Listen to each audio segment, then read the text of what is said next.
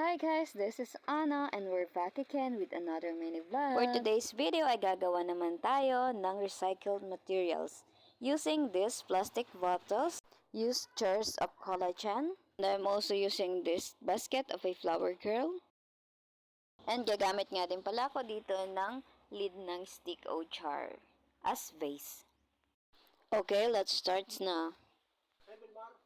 And I also using this fuzzy wires para ipambalot dito sa ating mga recycled materials para siya maging maganda.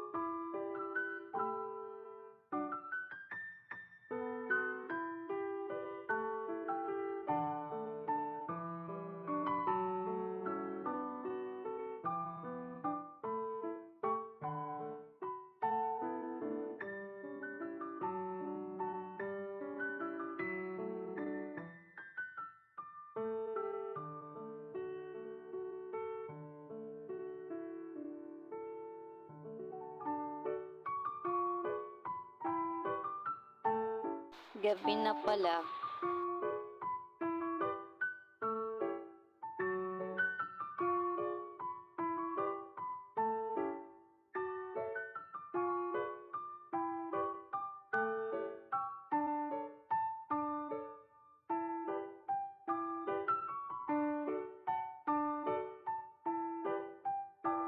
Eto na nga po pala siya. Pwede nyo nga po pala siyang lagyan ng pera or whatsoever na gusto nyong ilagay.